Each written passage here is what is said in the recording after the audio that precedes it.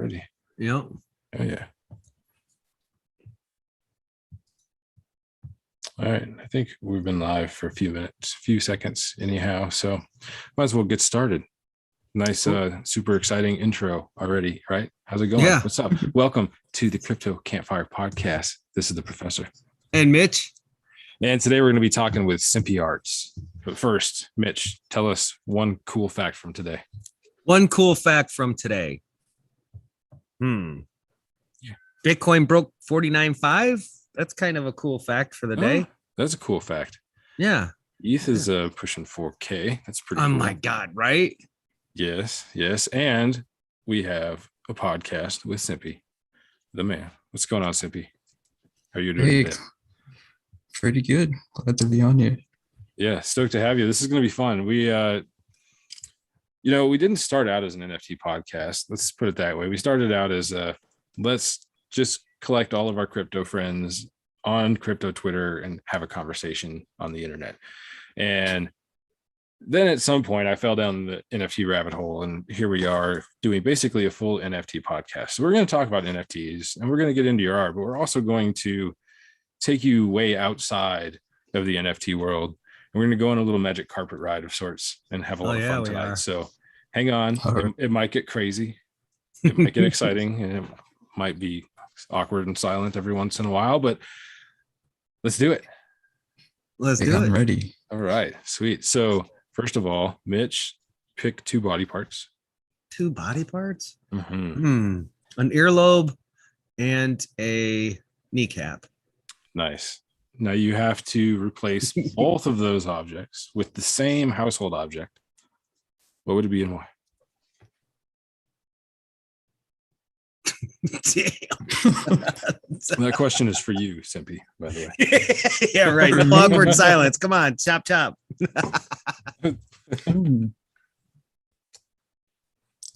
Wait, so my body parts would be replaced with household items. Okay. Yeah. Man, that's can't think of anything. It's a tough one. The nice thing is we got a whole hour to answer it, so it's not a big deal. Oh yeah. I think my earlobe would be a knife. A knife?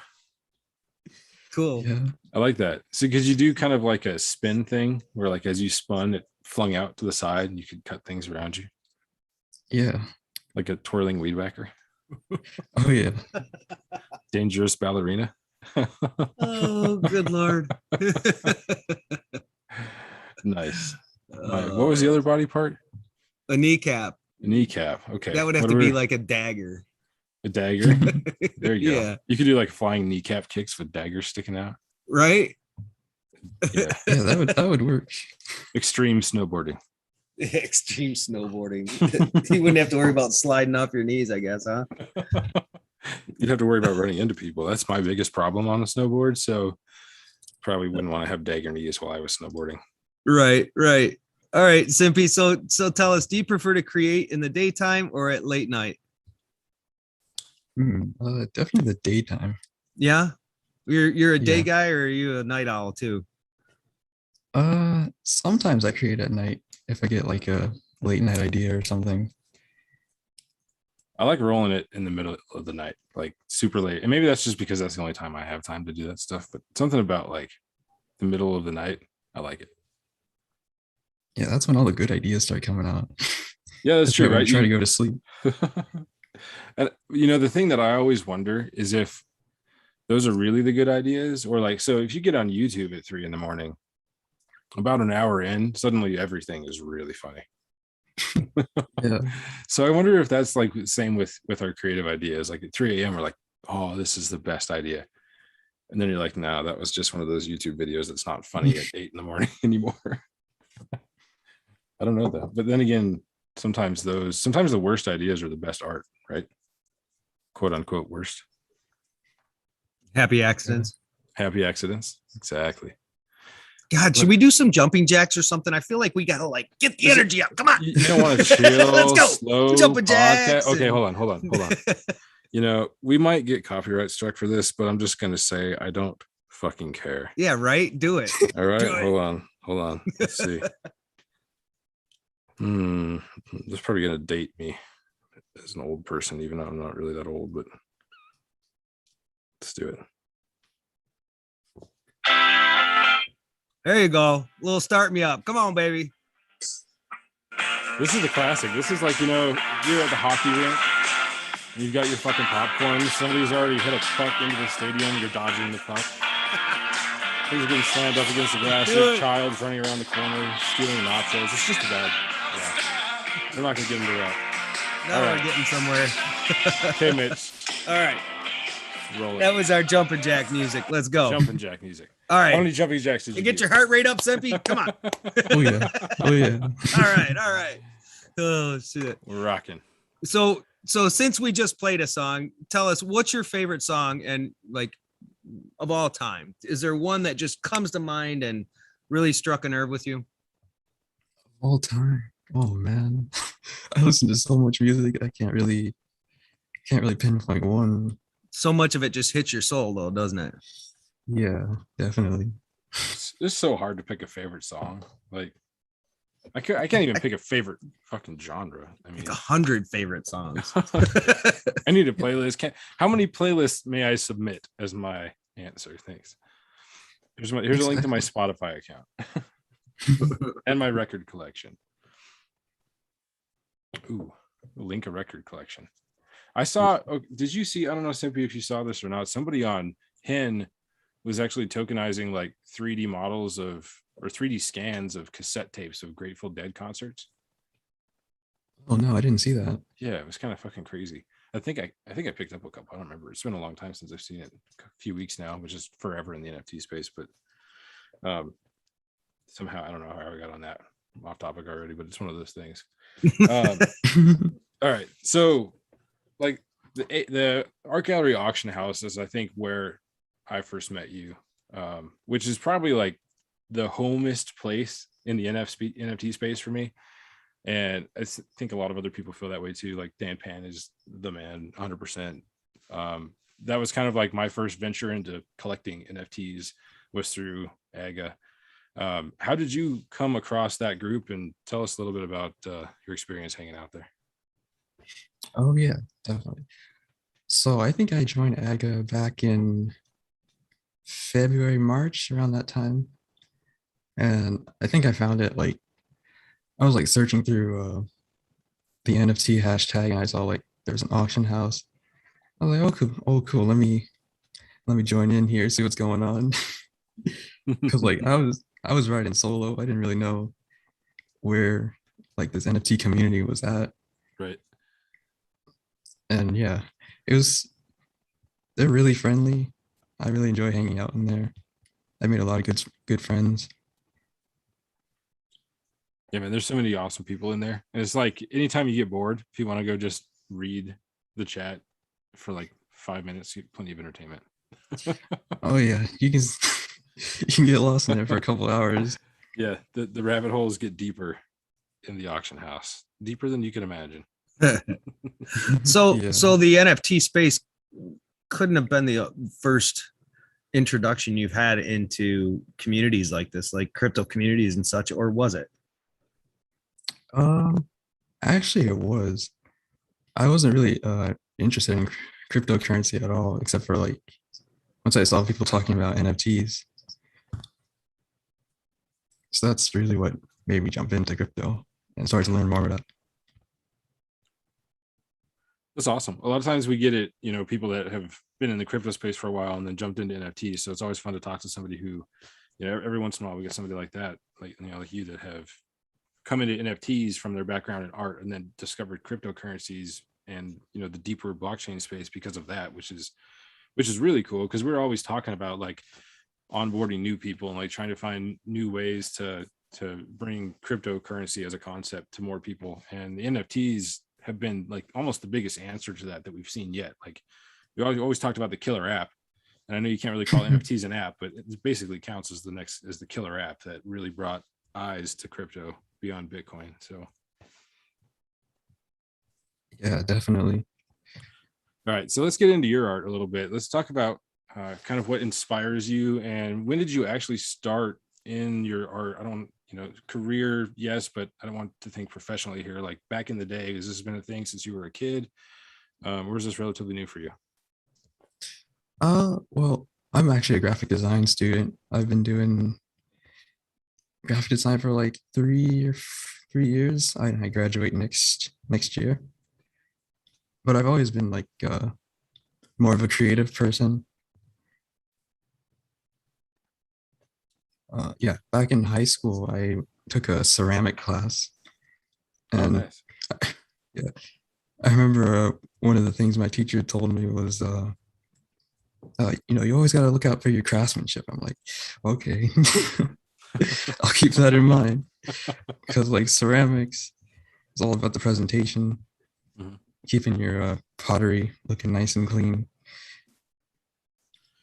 That'd be cool. I've always wanted to try pottery, or at least some sort of like clay sculpting of any sort, because I always like to work with my hands, because I do mechanic work, and I like building things and electronics work and that sort of stuff with my hands. And but I do most of my art, digitally. I mean, I do a lot of physical stuff that I mix with digital techniques, but I've always wanted to try and just do some just old technique, straight up pottery, just feeling it, because I don't know, I like the feel of paper, and I like textures and that sort of thing. So I like the feel of clay, and I think it'd be fun just for that.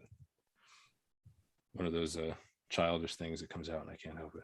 It's funny you say that. I have a friend of mine that he literally cannot touch paper. Really? He'll almost pass out if he takes his fingers and rubs across. It's fun. I mean, it's funny, but I don't mean to laugh. it's but like, weird as shit. I mean, seriously, there's certain things like he just can't tolerate, and it's wild. Like textures are one of them, and then certain sounds, just like I couldn't imagine having that kind of a OCD or that kind of a situation where I couldn't like handle something, touching something, or I don't know. It just seems awkward. Yeah. That would be so different. Although I find that strange, but at the same time, like if you talk about like the fingernails on a chalkboard kind of sound, or like if somebody takes a metal fork and rubs it on a glass plate, like that sort of shit. Yeah, Fucking breaks me, which is weird because most sounds I don't give a shit about. But that is the one thing in this entire world that will like shut me down from an auditory standpoint. I mean, unless you're in a Which I little shouldn't box and you broadcast hear on the somebody internet, that's fart, true. and then you're like way in Oh, trouble. that's You're true. like, That's I can't handle terrible. that sound in this space. So, have you got any sounds that terrify you? Oh yeah, I think like cardboard scraping against each other. Like I don't know, that it always gives me the chills sometimes. Oh man, that was I used to work at Toys R Us, and I did a lot of stacking of cardboard in the back, and then that never bothered me, and I'm really glad it didn't, because there was a lot of that sound involved in my day-to-day life back then. Oh, that's There's like a lot of funny remember that. comments going on in the chat. I'm not even looking at the chat. I should look at the chat. I know, right? Oh my gosh, it's been busy there. Yeah. So let me ask you something, and it Yeah, just you kind take of care we're of that mixing while it I up a read. little bit here. When it comes to cryptocurrency, like what are your thoughts, and how do you compare of a currency? Because we're at that point now, and it's becoming more prevalent as the days go on. And so how do you envision utilizing cryptocurrency as a currency and actually stepping away from the fiat systems that are out there? Well, I definitely think Ethereum uh can be I think it can be like a global currency. Um just uh for like future develop developers, because smart contracts are pretty powerful. Just having like a whole automated system just running everything instead of like having employees do all the work. I think that could be a very positive thing. So the current gas fee situation with Ethereum doesn't make you nervous as far as its use in the future, and the fact that it's more of a type of platform to be built upon rather than used. It doesn't seem to me Ethereum doesn't really seem like I know we use it as purchasing power for like the NFTs and within the ecosystem of Ethereum and of the Ethereum network. But when you step outside of that network, you see more use of, say, Bitcoin or Litecoin or other cryptocurrencies that are used for exchange more so than Ethereum would be. And so I kind of see Ethereum as the, use case that it is, because it's an amazing building block for other projects to develop on. And, the code is kind of designed that way. I struggle seeing Ethereum blockchain as a currency blockchain and more of a development blockchain. But what are you guys' thoughts on that?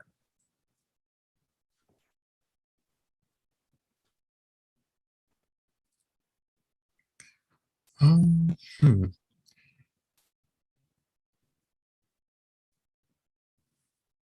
It's a good I'm question. not, I'm not, I'm I not didn't really stump sure. you, did I?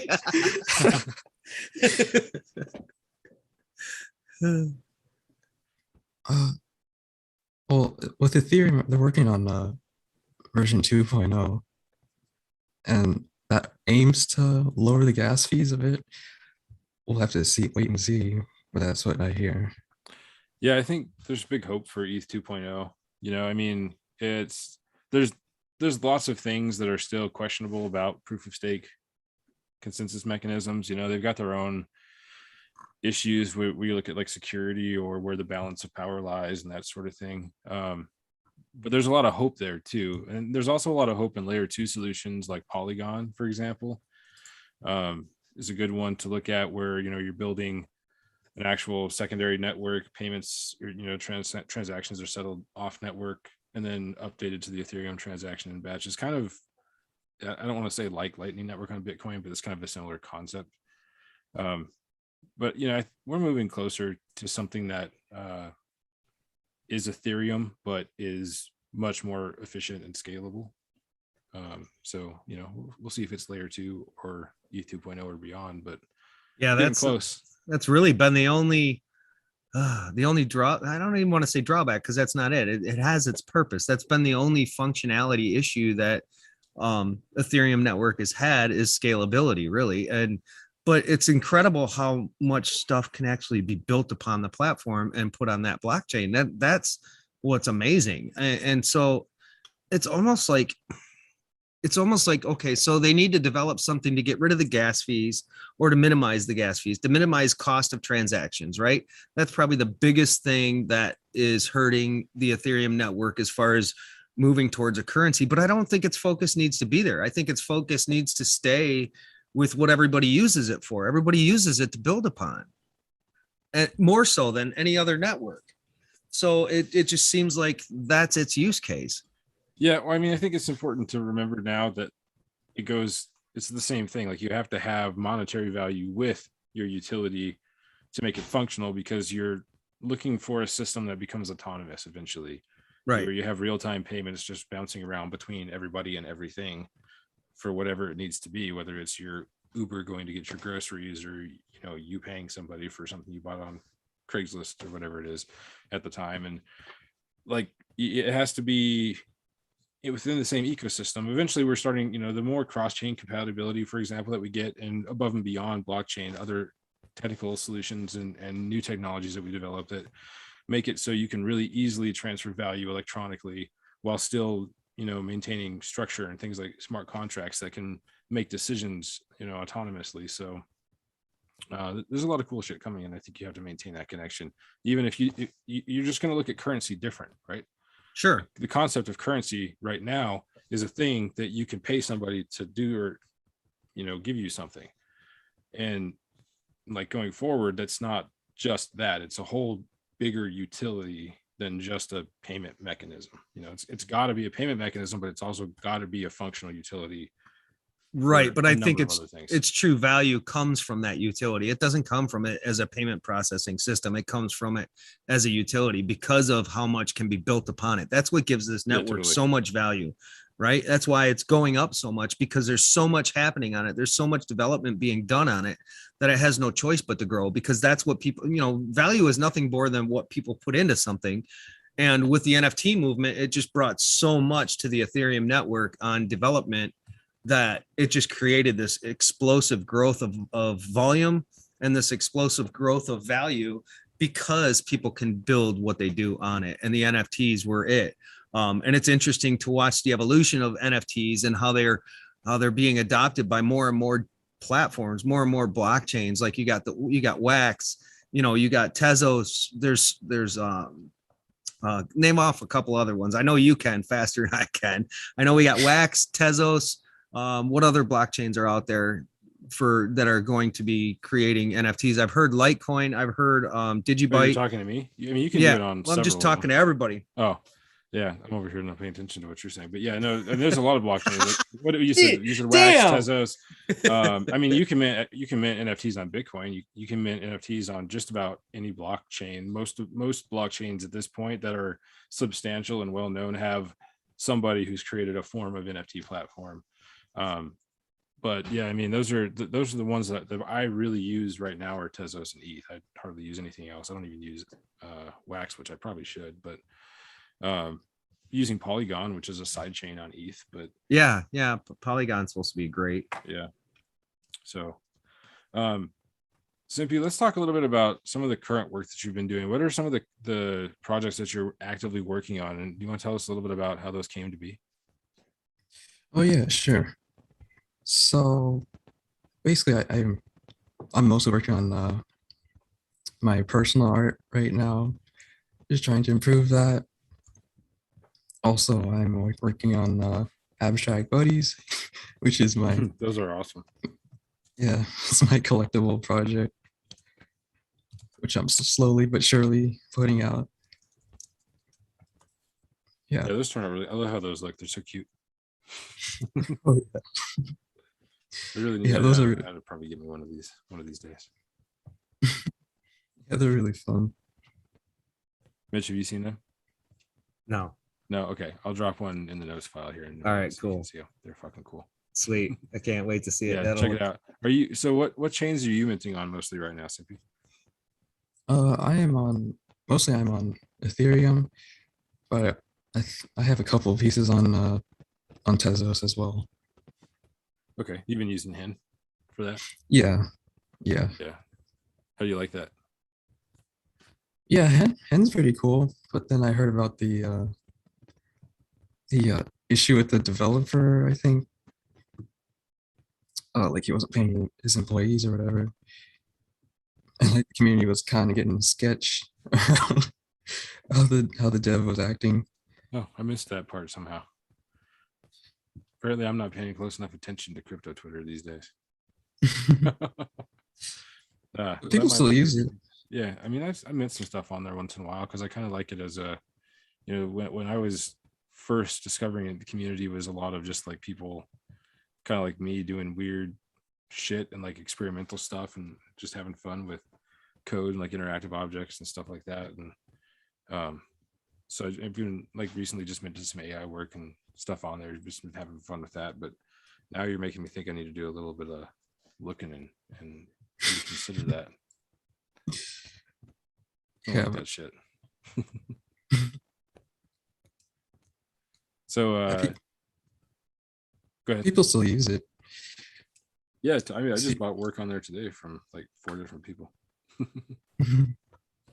So let me ask you, when it comes to impacts in your life, who do you think has impacted your life the most? And I'm not asking about a parent because our parents obviously impact our lives, but outside of our parents, outside of your parents, who has impacted you the most?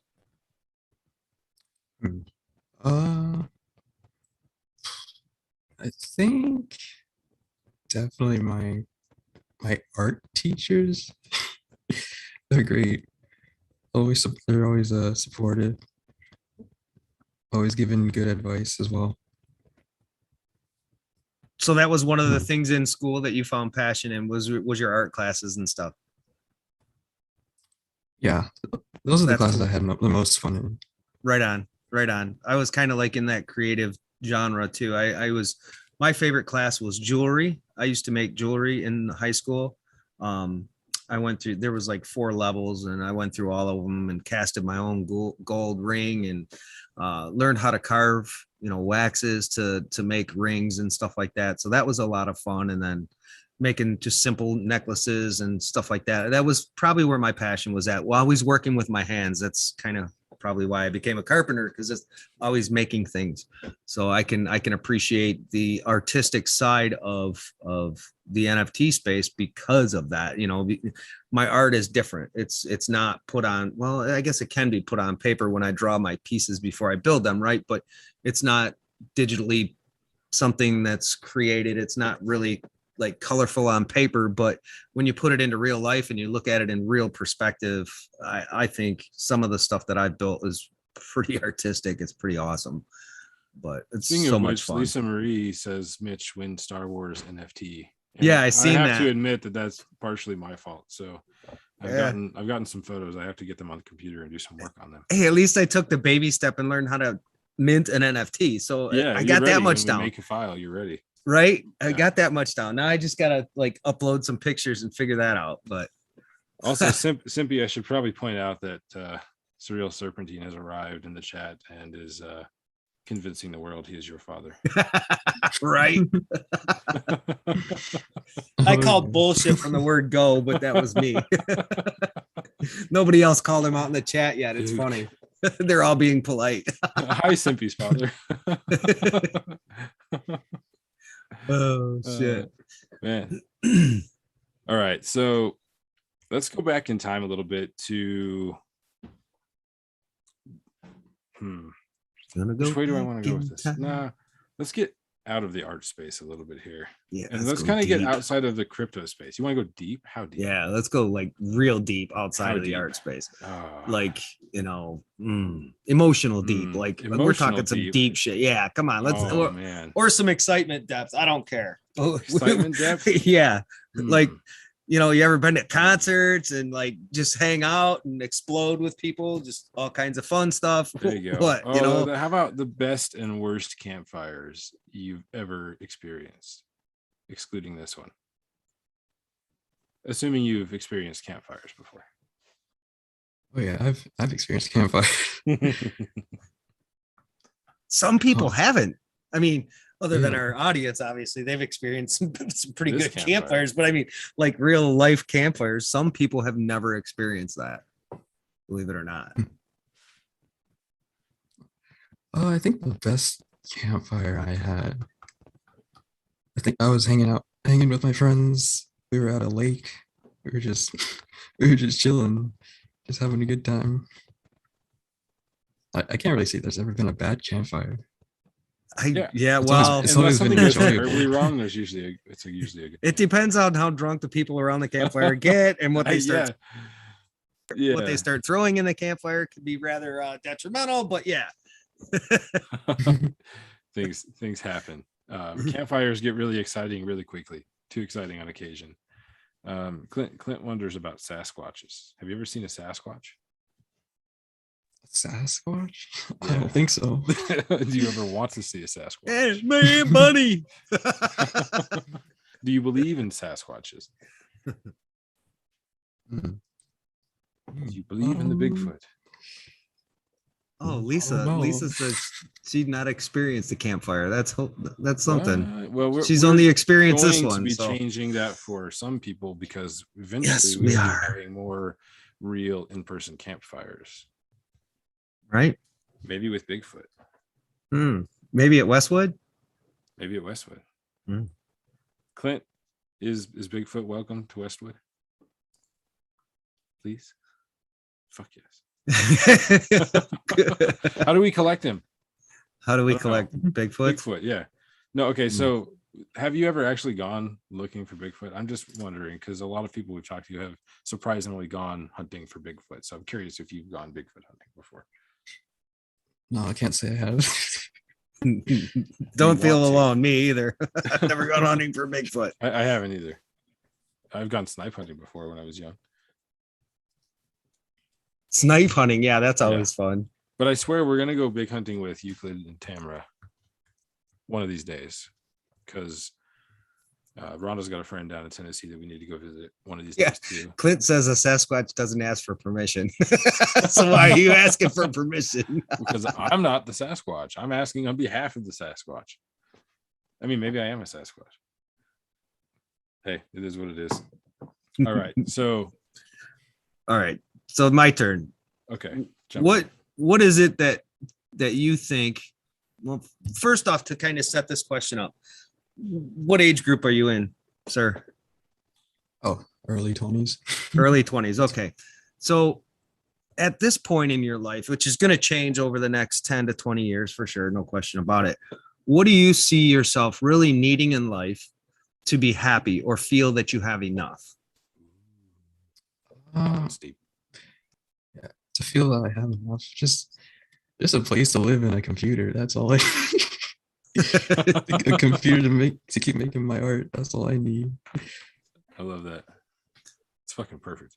You know, I guess if it's sophisticated enough to talk back with you, give you conversation, and you know, maybe cook the occasional meal, that'd be kind of cool. Are you saying you need people? I do. Yeah. I know I do. Other than the ones that currently live with me, you know, I could survive without.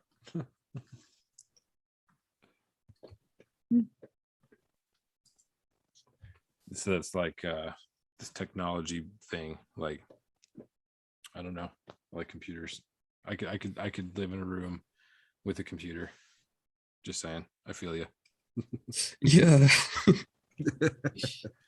I don't even need a window most of the time.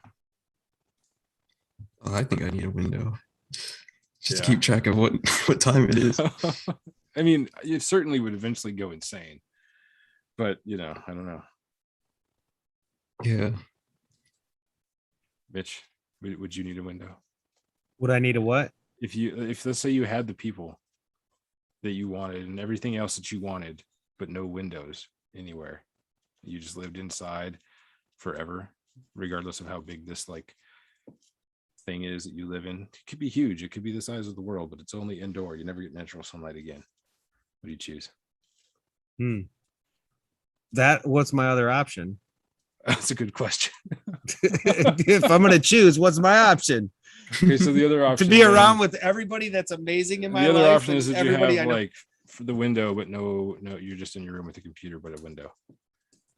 Oh, I definitely take the no windows with all the people for sure. Yeah. There's no question, because I think the people in my life that I know bring all the sunshine I could possibly need. So I really wouldn't need the natural sunlight at that point. Be honest with you. I mean, just being with everybody, if it was everybody that I currently know, whether it be on Twitter, mostly my Twitter family, but just everybody in general that I know, oh yeah, I could totally live without sunlight because I wouldn't need it. No. Kind of weird. I just take a lot of vitamin D, right? Lots of vitamin D. Does Sunny D count? I'd still be tan. I mean, that's the best part. I'd still be tan. And if Sunny D counts, does Tang count?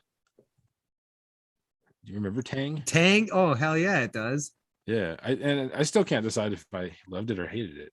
It was so like badly good. Sir, Simpy, have you ever had Tang? Tang? Yeah, I've Tang. tried it. I didn't really like it.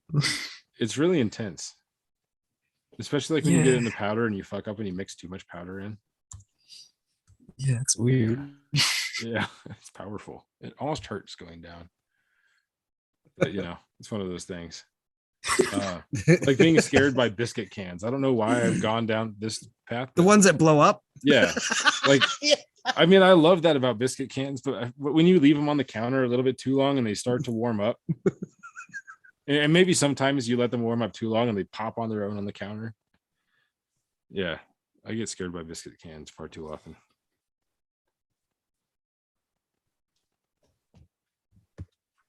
You ever seen The Brave Little Toaster? Frozen in time. Frozen? Is it? We have a shit connection again, don't we? I do. It's all me. Yeah. Blame it on the interwebs. That's okay. We'll just hang out until the stars align again. Right? Can you hear me now? Yeah, I can hear you now. Simpy, can you hear me? Yeah, I can hear you. See, we can all hear each other now. It's all good. ET has come home. All right, Mitch, you're up. All right, I'm up. Drop a bomb. Drop a All bomb. right, dropping a bomb here. So, how do you feel, or do you have any thoughts yet, as the fact that you are younger in philanthropy? Do you have you ever experienced what that is? Philanthropy. I know what it is. Um,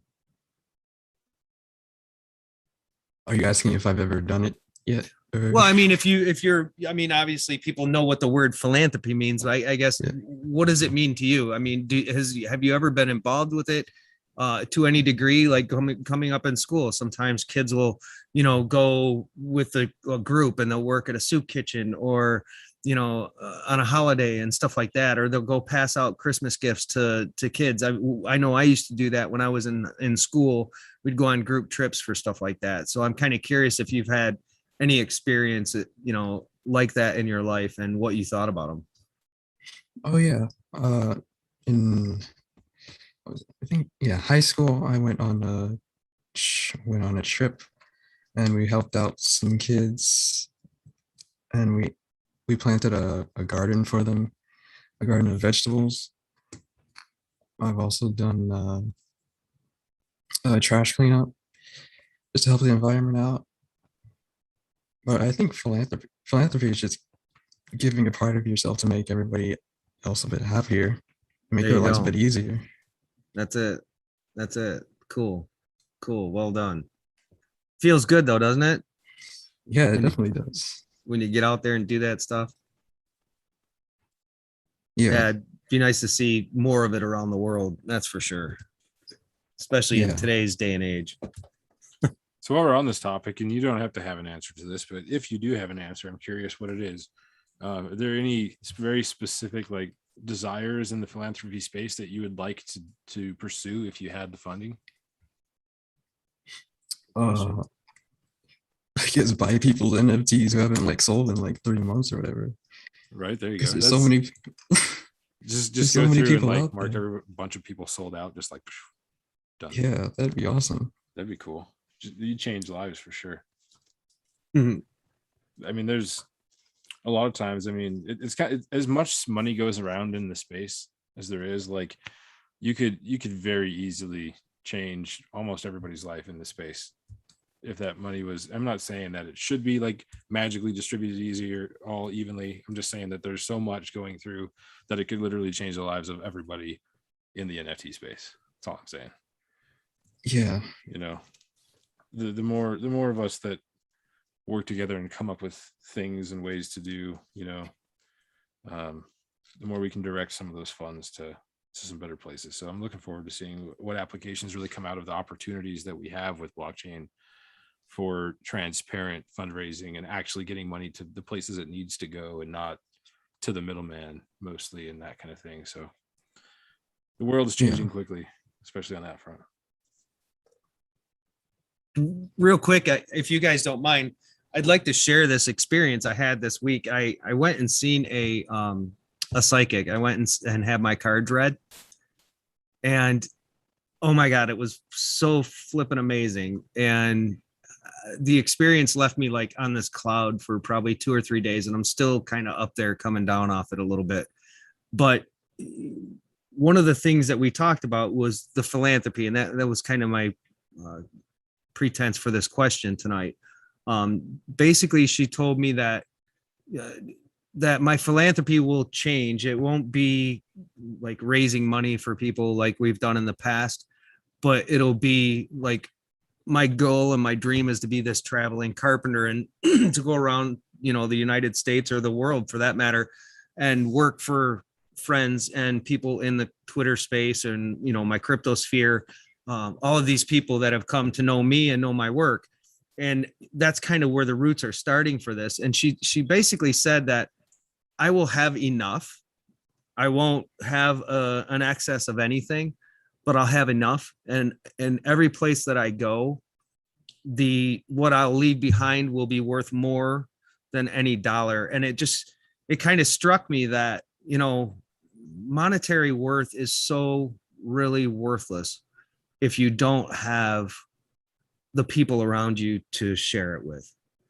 and your skills and your trade and your desires, your crafts, your passions. If you were just to sit there for the rest of your life and sit in front of a computer, yeah, you might be able to accomplish some things, but oh my God, getting out there and experience people and experience what your energy can do for others is so far just, I don't know. It's the most powerful thing I can think of right now. And so, sharing that experience with other people and letting people, try to inspire people to do the same thing, try to inspire people to do, just great things in life, because we all have that ability to do great things. So, I hope that your career in whatever it is that you choose to do, that you put all of your passions, all of your soul, and all of your being into it, because at that point you will have achieved something and you will create things that will be beyond imagination. So I guess I'm done rambling now. Sorry. Sorry, yeah. That's we're gonna have to fine you for that, imprison you, beat you. Do I have to go to jail now? Yeah. So much trouble. Shit. All right. So what are you most looking forward to doing this weekend, Simpy? Sleeping. Making more art. Nice. You got any particular plans or projects you're going to work on? Just gotta wing it. That's what I usually do. That's what you got to do, right? I mean, it doesn't work otherwise. It seems like, at least for me anyway, if I'm trying to do a thing, it never works. It just has to happen. Yeah. Mitch, do you just wing it? I do. Yeah. I wing everything I do. I really do. I just shoot from the fucking hip, man. There you go. It works. Hey, it does most of the time. Strategy.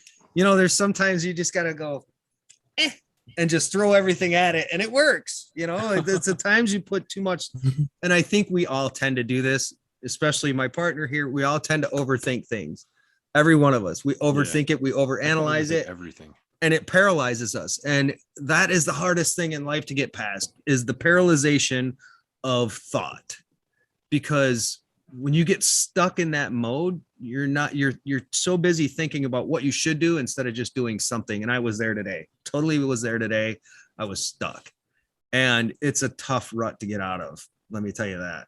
I don't know where I was going with that, but yeah. I definitely feel that when making art, like if I have like a goal or something, it takes a lot longer to finish the piece because I want it to be exactly the way it's supposed to be, rather than just letting it running off of it, rather than just letting the energy flow, I guess. Yeah, exactly. Just let it flow, let it come out. That's where all the good stuff comes out anyway, right? It's more natural, more random, and more just like feeling at that point. Yeah. Okay, Mac or Windows? Windows. Yeah. Why is that? I mean, Mac's interface is cool, but you can't play as many games on it, so I prefer Windows. Yeah, exactly. That's very true. I'm currently a Windows user, but I go back and forth. Depends on the year and what I'm doing the most of. But I honestly probably do things that would benefit me if I used a Mac, but I would have to go buy one. Just use my old computer. I'm good to go. Yeah. Plus, I can't build my own Mac. That's no fun. That is true. I mean, I can customize it. You can get it laser engraved though. That's really cool. Yeah. Bad words, laser engraved on it. It's one of those days, man. What can I say? You just there's an energy in the air today. Let's just put it that way. It's a very calming energy. Exactly. It's not a bad one. No, nothing's bad about it. It's just very calming. All day has been like this. Like, it's been a very busy day, but it's been very much like pretty relaxed, and it's not the weed. It is now, but it wasn't earlier. And it's been nice, like, doing a million different things, but just kind of having the day be like just the right temperature, just the right amount of breeze, just the right amount of like people in my way on the way to the store, just the right amount of pizza, and it's it's great. It's a good day. That's good. You posted the Travis Tritt the other day, and so I'm just kind of feeling that energy today. Yeah. Awesome.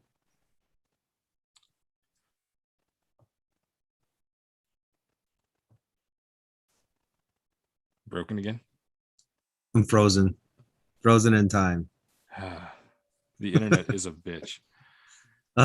It's skitty. It's definitely skitty. It is. All right. So if you could take any NFT artist, we were talking about selling, just buying out somebody out right now. Like if you could just pick 5, who would you buy totally sold out right now? 5 people?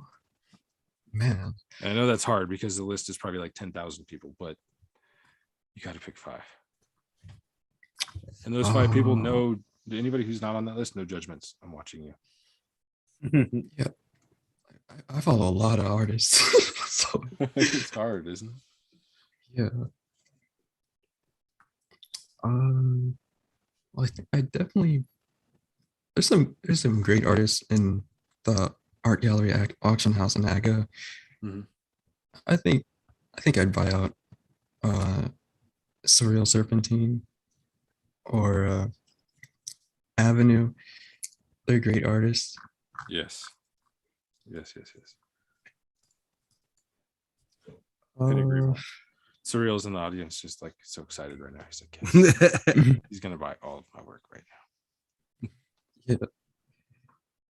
That's awesome. He says Simpy's about to break some hearts right now. Everybody remember, these are not the top 5. These are a random assortment of 5 artists that first come to his mind. Yeah, I have 3 more I need to choose. we're good with 2, man. We don't have to put you through the carnage for too much longer. Okay. That's perfect. Wait, what's this? Benza says Mac can bugger off. Benza.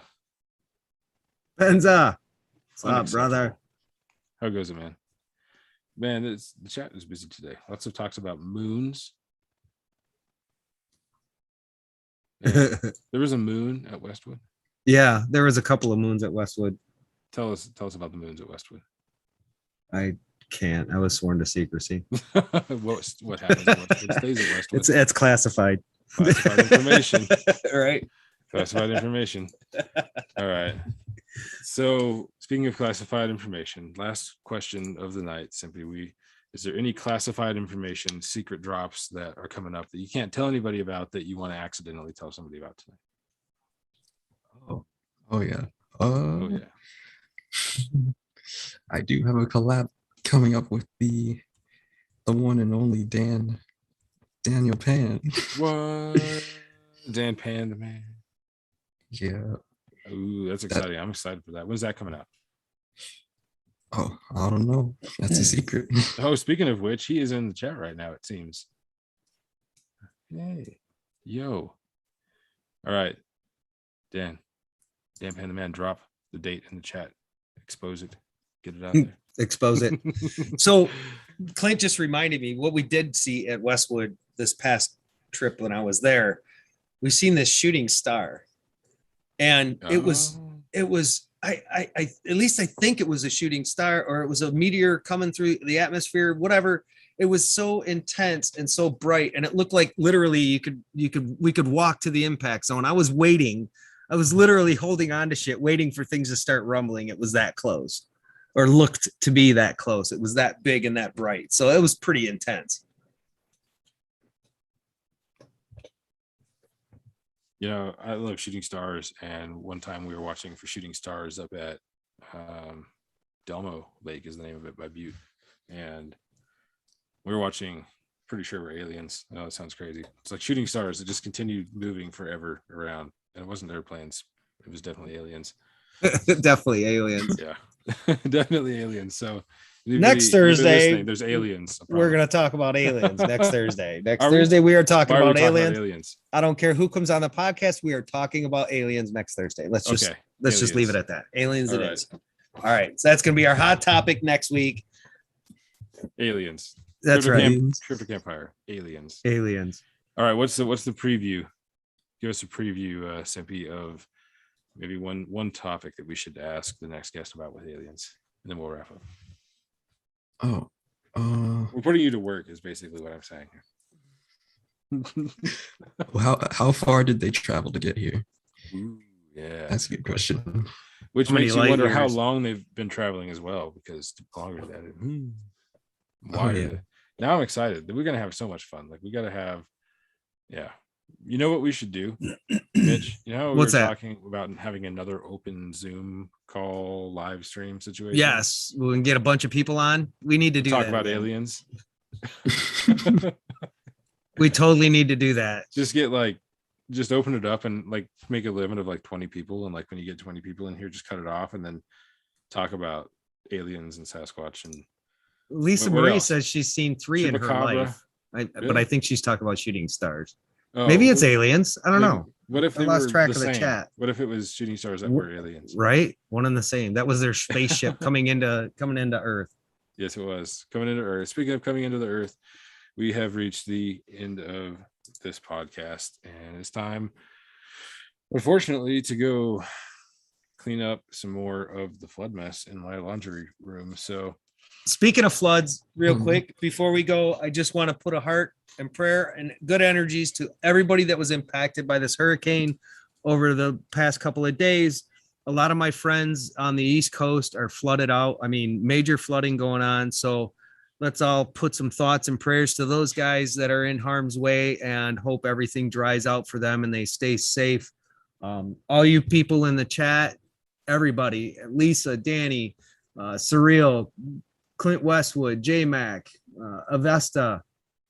Thank you all so much for coming. Litecoin Lisa was in here. J Mac, I think I said J Mac already.